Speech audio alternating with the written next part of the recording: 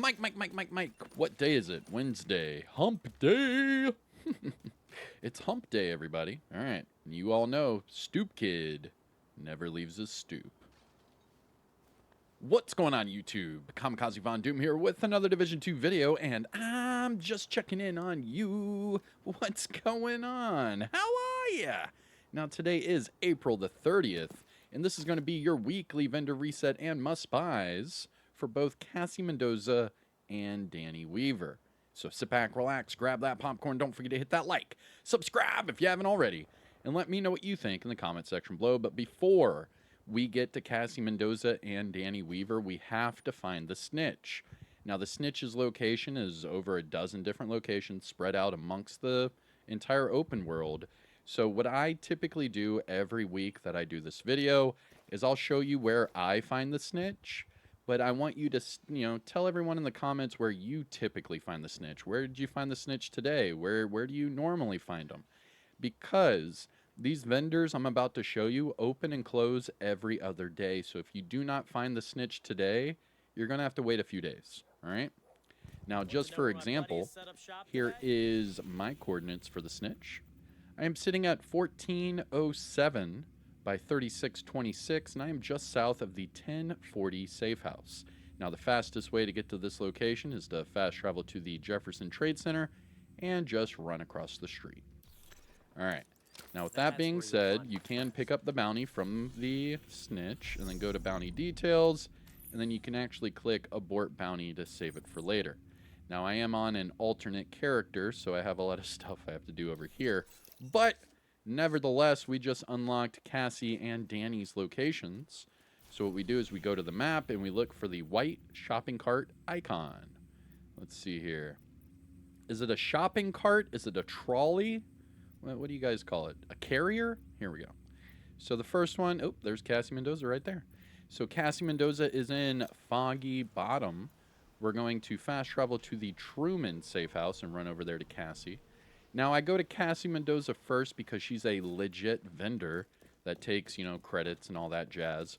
But more importantly, Danny Weaver, he's not really a true vendor. He's more of just like a textiles.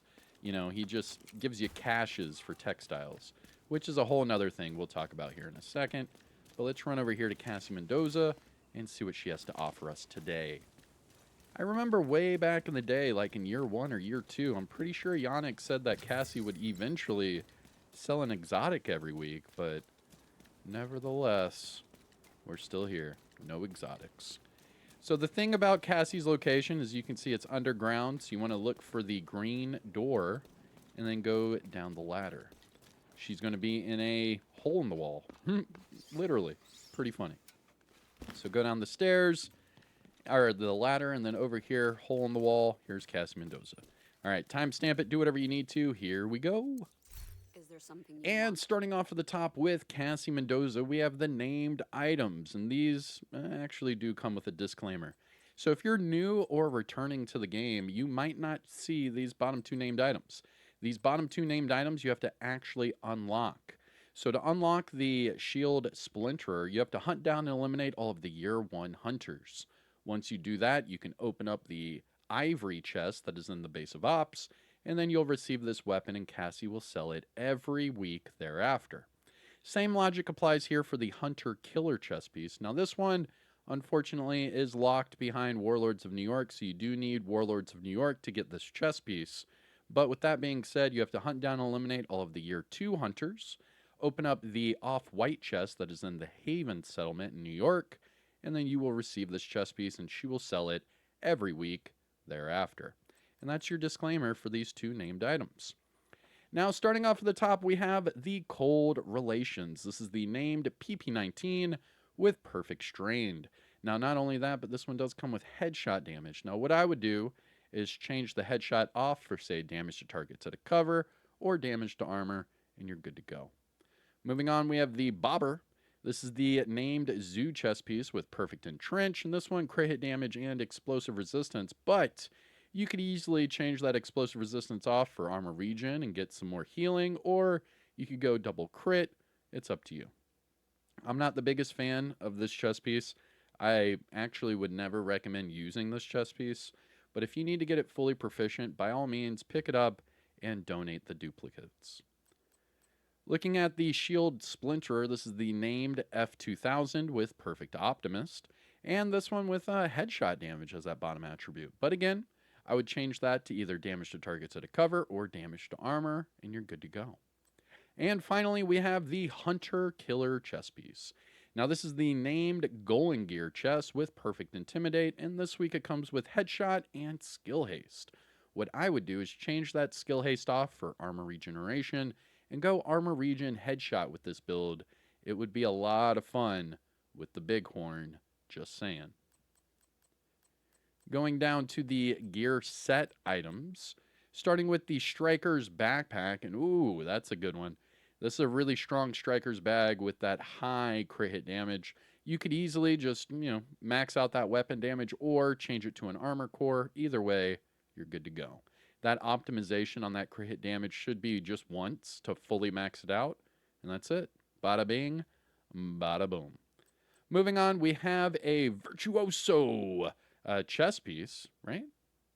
Virtuoso? What is that? It's a one-strap chess piece? That's weird looking. Hold on. Yeah, that's weird. All right, so we have the Virtuoso chess piece with Skill Haste. Now, I'm not the biggest fan of Virtuoso. You have to kill an enemy past 25 meters and then kill an enemy closer than 25 and then kill an enemy further than 25. It's just not my forte. I'm a run and gun player. This really seems to be forcing your hand and playing a specific way, and I'm just not. I'm not one of those. Moving on, we have a Breaking Point pair of gloves, with this one with crit hit damage. Not bad, it's okay. Rigger knee pads with crit hit damage. Again, meh. A Future Initiative holster with crit chance. Again, why? Why all these crits? Breaking Point should have headshot. Rigger should have skill damage, and Future Initiative should have repair skills. And finally, we have Negotiator's Dilemma. See, this is the one we want with crit chance. Very nice. Pick up this Negotiator's Dilemma mask. Good to go. Max out the weapon damage or change it to an armor core. And then optimize the crit, just like you would with the Striker Bag. Going down to the high-end items, we have a Tactical AUG with Stability and Pressure Point, an X45 with Swap Speed and Killer, Richter and Kaiser holster with Status, Crit Hit Damage, and Overwatch, and finally, a Heliogard pair of knee pads with Armor Regeneration and Repair Skills. This is a good pair of knee pads. You could change this one to pretty much whatever you want. Just make sure it's Armor Regeneration. You could go Armor Regen Headshot, Armor Regen Hazard, Armor Regen Crit. The list goes on. Or you could keep it this way and just do Armor Regen Healer. That could be pretty cool. And going down to the mods, we have Shock Resistance 8.8 and Drone Health of 8.6. Now, must-buys, things to look for from Cassie. The Shield Splinter is decent this week. The Hunter Killer's not bad with that headshot. Go Headshot Regen. The Cold Relations is okay. It just shoots way too slow, in my opinion. It's all right. I'm still not a fan. Going down to the gear set items, the Striker's Bag is a good one, and the Negotiator's Dilemma Mask is a good one. And down to the high-end items, we have the Heliogard knee pads. So that's 1, 2, 3, 4, 5, maybe 6 if you want that Cold Relations, but I'm going to say 5. So 5 items to look for at Cassie Mendoza. Let's jump over to Danny Weaver. So Danny Weaver this week, oh, there we go. He is in the West End. Let's go ahead and jump over there to the West End. I could probably fast travel to these friendlies. Let's see what's happening. Go over to Danny Weaver. And remember, Danny Weaver only takes textiles. So Danny Weaver will only take textiles. Now, how do you get textiles? Check it out. Click Start. Go to your apparel. Go bottom left to caches. And you can see your standard apparel cache. Now, for me personally, it says under the apparel cache key that all event items have been collected. So that means every time I open this up, I get a duplicate. So, just to show you. And I got some shoes, but they are duplicate items. You can see right there, and they just gave me 100 textiles. Now, that's how you get your textiles, just so you know. So you get your textiles, and then you run over here to Danny Weaver. It looks like I'm going the wrong way. We got it. All right, let's run over here to Danny Weaver. Run! Run! We got this. Now, if you haven't already, hit that thumbs up. What are you waiting on? Come on, support the channel by subscribing. And remember, I do daily Division content, so make sure you ring that notification bell. That way you don't miss a single Division upload. But here we go at Danny Weaver. Go down here. This is a safe area. And if you're new to the game, there will be a side mission right here, just so you know. And here is Danny Weaver. Timestamp it, do whatever you need to, but Danny Weaver has 1 exotic, 3 optimization, 1 named item, and 1 crafting. This is really not the best Danny Weaver inventory we've seen, but we do get, I mean, I guess 1 exotic and 1 named item. Whatever. Better than nothing, I guess, but I really wish they would update this because just so you can see, I only spent, what, 2,000 textiles? I still have 200,000 textiles. So that means I could do this 100 times over and still have textiles. So I don't know. I feel like there should be more added to Danny Weaver. This whole like random 1 cash a week thing. It's all right, but it's not my favorite. I wish it would be reworked, and I wish they would add a exotic to Cassie Mendoza. That would definitely spice things up a bit. But let me show you what exotic and named item I got, and let me know in the comments what you get. So here's my exotic.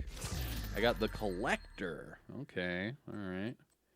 And for the named item, the Kingbreaker. Now the rest is just materials. I'm already maxed out, so it is what it is. But that will conclude your weekly vendor reset and must-buys for today, April the 30th, for both Cassie Mendoza and Danny Weaver. I am Kamikazevondoom. If you found this video helpful or informative in any way, shape, or form, please hit that thumbs up. Support the channel by subscribing, and let me know what you think in the comment section below. And finally, shout out where you're from. It's cool to see where everyone is from. All right, again, I'm Kamikazevondoom. Take care of yourself. Enjoy the rest of your day. And peace out. I hate how they make it to where the active modifier goes off if you emote. Like, come on, man. Come on, man.